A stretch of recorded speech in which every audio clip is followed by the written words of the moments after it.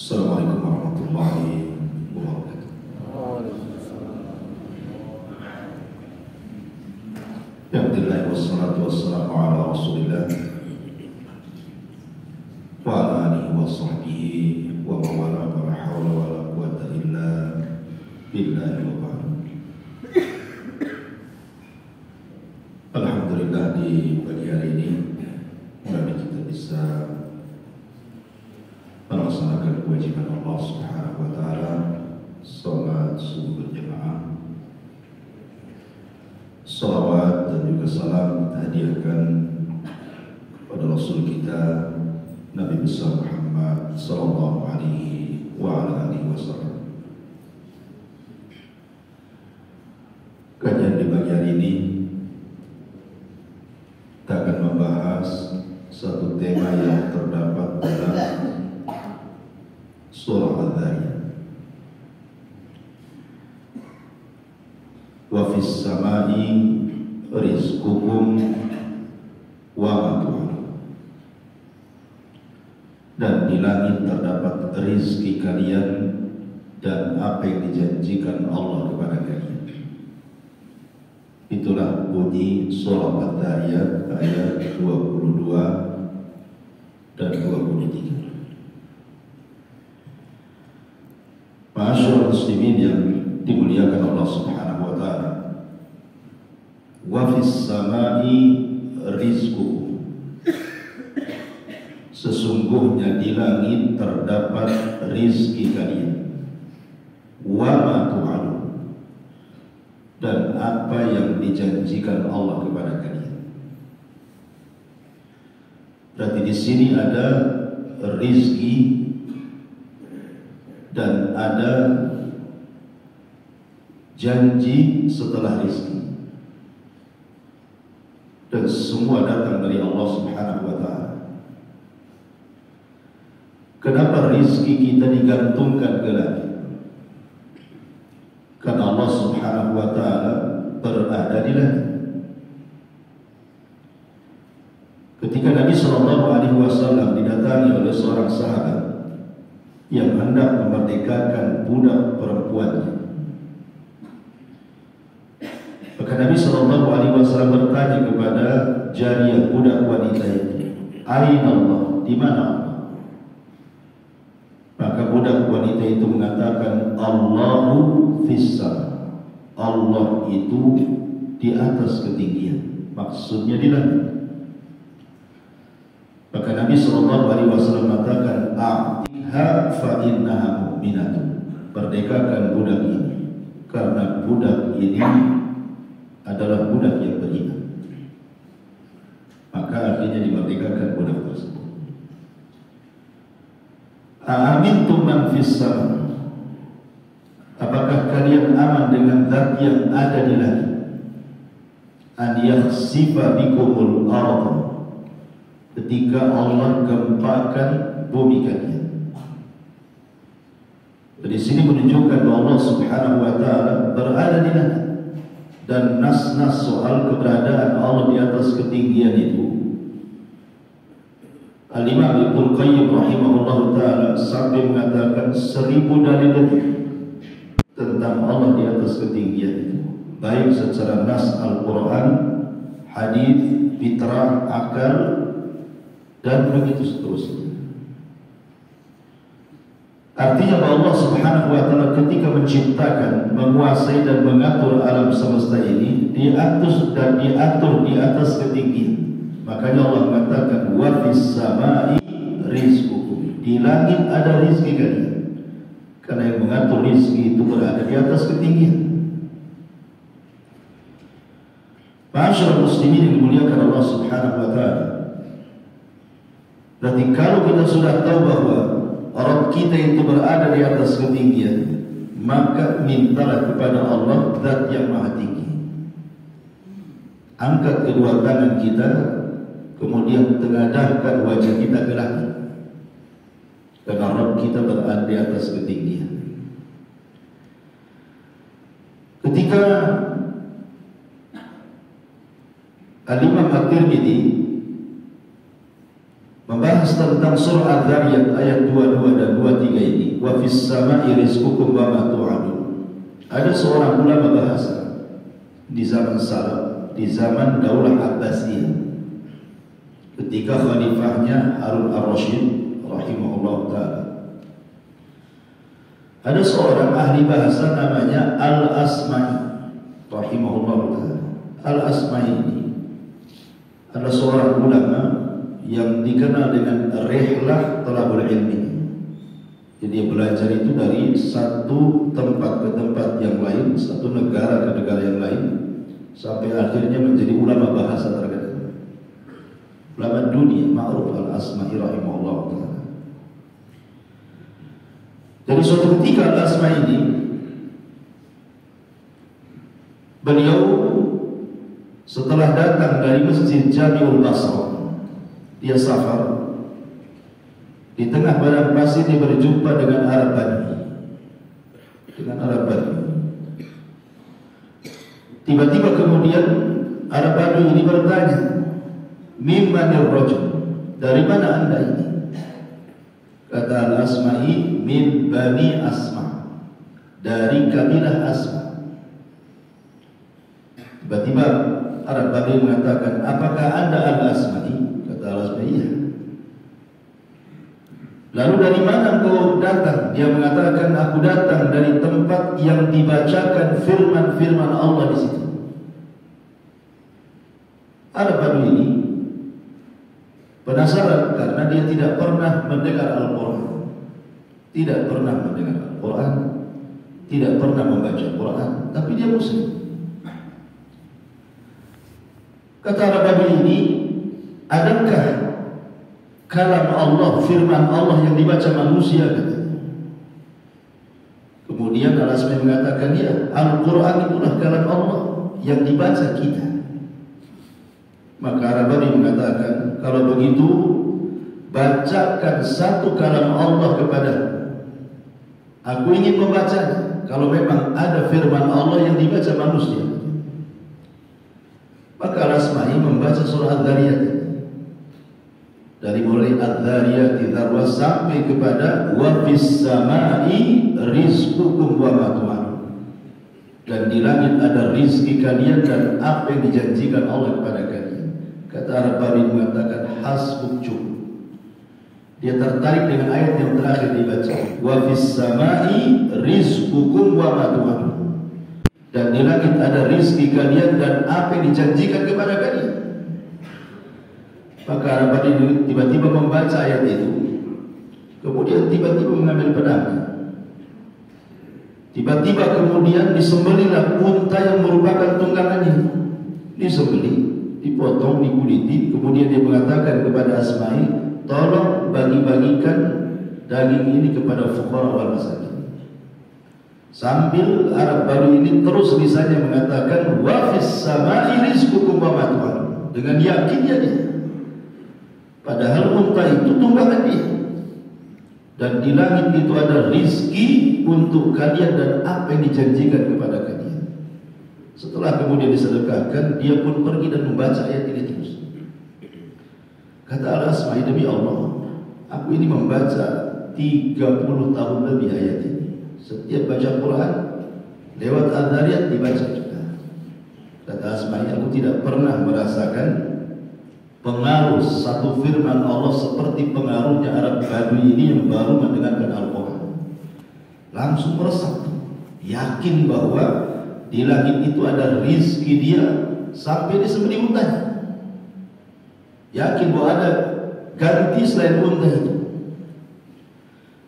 Sudah beberapa tahun, ada yang mengatakan 2-3 tahun, Al-Asma'i ini diajak oleh Harun ar-Rasyid untuk melaksanakan haji.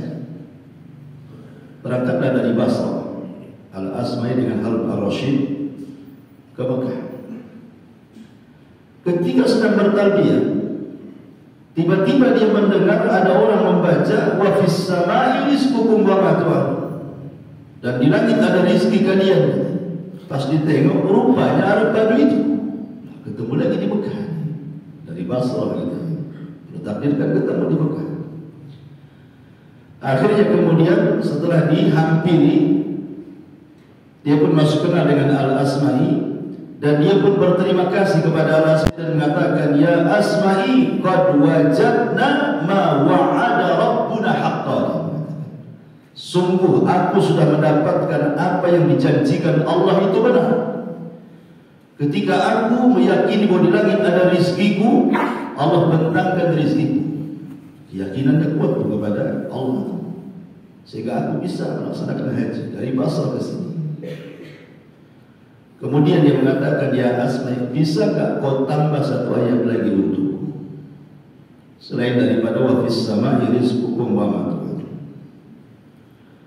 Maka akhirnya Al-Asma'i pun membaca lanjutan ayat, fa wa rabbis sama'i wal ardi innahu lahaqqun mithla ma annakum tantiqun.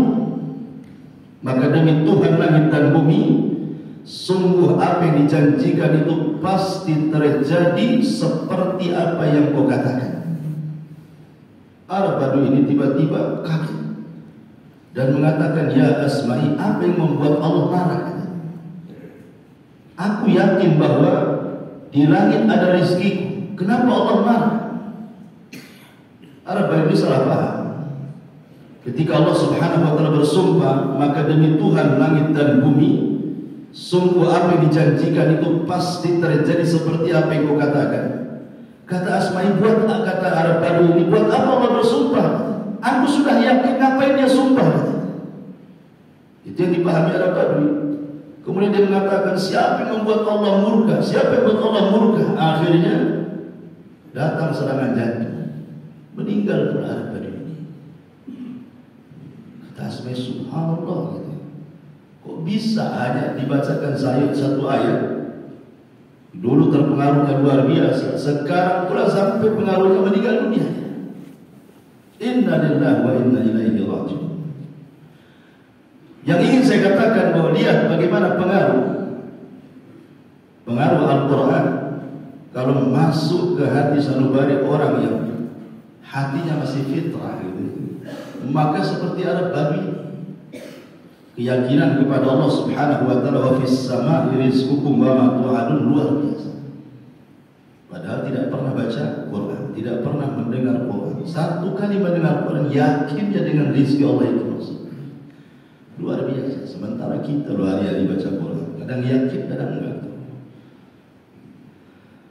Suatu ketika dikatakan kepada Hasan Al-Basri rahimahullah ta'ala, seorang alim min ulama tabi'in, ma'ruf Hasan Al-Basri, ma sirru zuhdika fid dunya ya imam. Imam, apa sih rahasia zuhudmu di dunia ini? Maka Imam Hasan Al-Basri mengatakan, faqala alimtu bi anna rizqi lan yakhudahu ghairi fatma'anna qalbi. Aku mengetahui bahwa rizkiku tidak mungkin diambil selainku. Dengan itu aku tenang hatiku. Aku yakin bahwa rizkiku tidak mungkin diambil orang. Sebab itulah aku tenang. Wa alimtu bi anna amali la yaqumu bi ghairi fashtartu bihi. Kata dia mengatakan, aku tahu bahwa amalanku tidak mungkin dikerjakan orang lain. Sebab itu aku sibuk beramal. Wa alimtu anna al-mauta yantadiruni fa'adattu zat li liqa'illahi azza wa jalla. Dan aku tahu bahwa kematian itu senantiasa mengintai diriku, maka aku persiapan untuk berjumpa dengan Allah Subhanahu wa ta'ala. Wa alimtu anna Allah muttali'u alaihi fastahyaitu an uqabilahu ala maksiyatihi. Dan aku tahu bahwa Allah senantiasa memperhatikan diriku, makanya aku malu kalau menghadap kepada Allah dalam kondisi maksiat kepadanya. Syahidnya di sini, alimtu bi anna rizqi lan yakhudahu ghairi fatma'anna qalbina. Aku tahu bahwa rizkiku tidak mungkin diambil orang. Sebab itulah aku tenang. Ini yang harus ditanamkan. bahwa setiap manusia itu rizkinya sudah dicatat di langit. Artinya setiap manusia itu sudah dijatah rizkinya masing-masing. Dan itu Allah Subhanahu wa Ta'ala bukan hanya dicatat rizki kita di Lauhil Mahfuz, bahkan dalam posisi kita berada di janin saja. Ketika usia 4 bulan, Allah utus malaikat penjaga rahim, bikat bi rizkihi wa amalihi wa ajalihi syakiyin aw sa'idin, kata Rasul. Dia catat apanya? Pertama dicatat rizkinya, dia catat amal, dia catat ajalnya, dia catat baik buruknya. Artinya bahwa Allah Subhanahu wa Ta'ala sudah mencatat semuanya gitu. Baik di Lauhul Mahfuz ataupun dalam catatan malaikat, bahwa rizki kita ini tidak mungkin diambil siapapun. Kalau rizki kita tidak mungkin diambil siapapun, kenapa kita kemudian harus menghabiskan pikiran kita untuk mencarinya? Dalam masalah rizki ini manusia terbagi pun. Ada ekstrem kiri, ada ekstrem kanan. Ada yang kehidupannya dia habiskan untuk mencari rizki, waktunya itu dihabiskan untuk cari rizki. Dia tidak yakin bahwa rizki dia terbatas. Siang malam dia gunakan untuk cari rizki sampai lupa dia ibadah.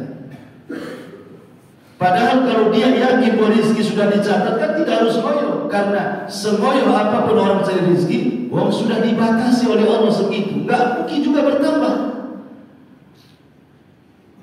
Artinya bahwa kalau orang yakin bahwa rizki sudah ditentukan, maka dia akan mencari sesuai dengan yang diperintahkan Allah saja.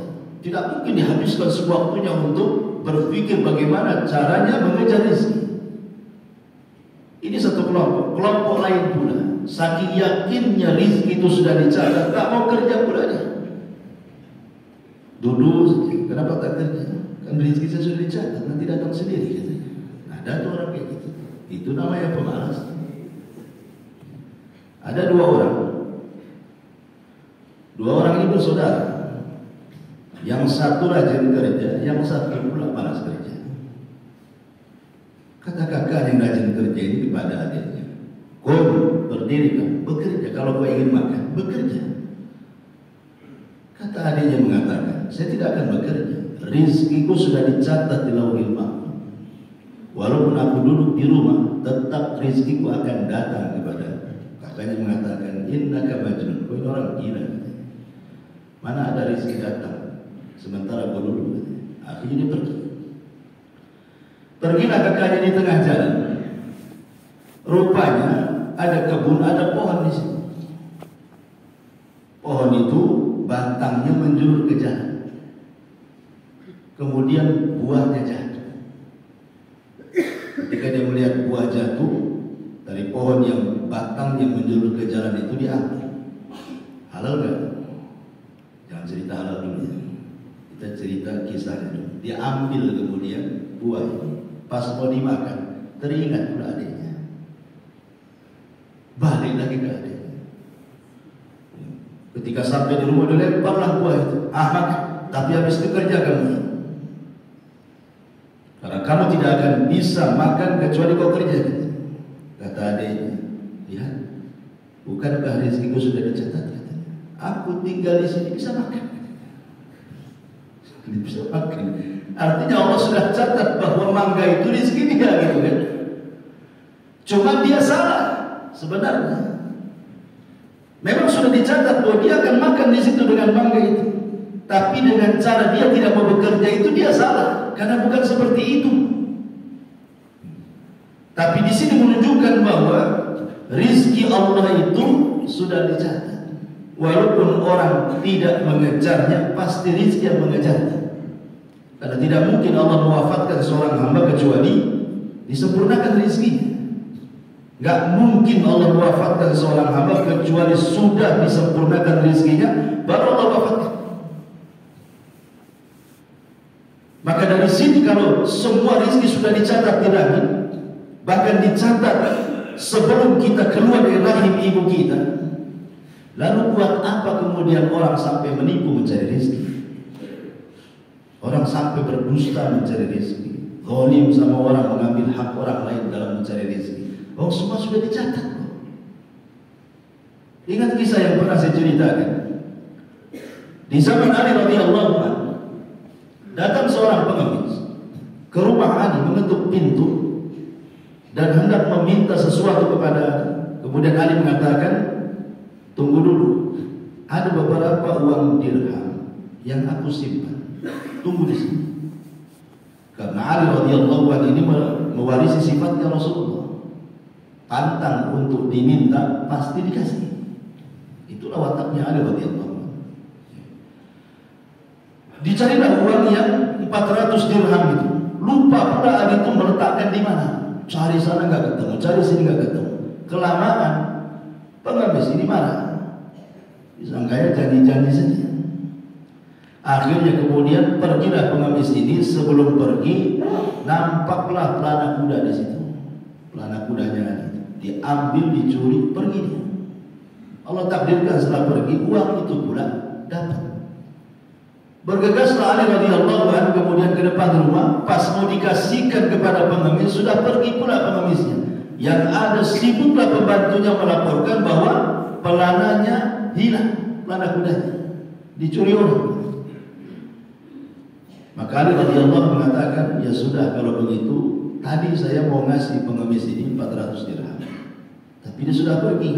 Ambillah uang ini ke pasar kamu, belilah pelana yang baru. Berangkat dia ke pasar. Sampai di pasar ada pula orang jual pelana itu. Kemudian tawar, dapatlah 400 dirham. Setelah itu pulang dan diserahkan pelananya kepada Ali radhiyallahu anhu. Kata Ali, subhanallah, ini kan pelana kuda kita, katanya. Dari mana kau beli? Dari si Anu, orangnya kayak gini. Kata Ali, Allahu Akbar, katanya. Berarti orang yang jual pelana itu pengemis tadi. Demi Allah, kata Ali, kalau dia mau sabar, dia dapat 400 dengan cara halal. Karena aku memberinya dengan kerelaanku. Tapi dia tidak sabar, dia mendapatkannya dengan cara haram. Tapi kan nominalnya sama 400. Yang mau dikasihkan juga 400, dia mendapat 400. Artinya sudah ditakdirkan memang hari itu dapat 400. Cuman ada orang yang mengejar gara-gara 400 itu dengan kesabarannya, dia dapat dengan cara halal. Tapi ada orang yang tidak sabar, akhirnya mendapatkannya dengan cara haram. Itu saja sebenarnya. Anda mau mengambil rezeki Anda dengan cara halal atau haram? Kalau mau sabar, insya Allah kita dapat dengan cara halal. Kalau tidak sabar, ya seperti tadi, dia dapat dengan cara haram. Kalau seandainya rezeki Allah Subhanahu wa Ta'ala sudah ditentukan masing-masing kita, makanya saya katakan, buat apalah berdusta, mengambil hak orang lain, zalim, hanya untuk mendapatkan harta, sementara harta itu tidak mungkin bertambah berkurang karena sudah dicatat hari itu dapat segini. Begitulah pelajaran. Wa fis samai rizqukum wa ma tu'adun. Wa fis samai rizqukum, di langit ada rezeki kalian. Rizki itu ulama membagi menjadi dua.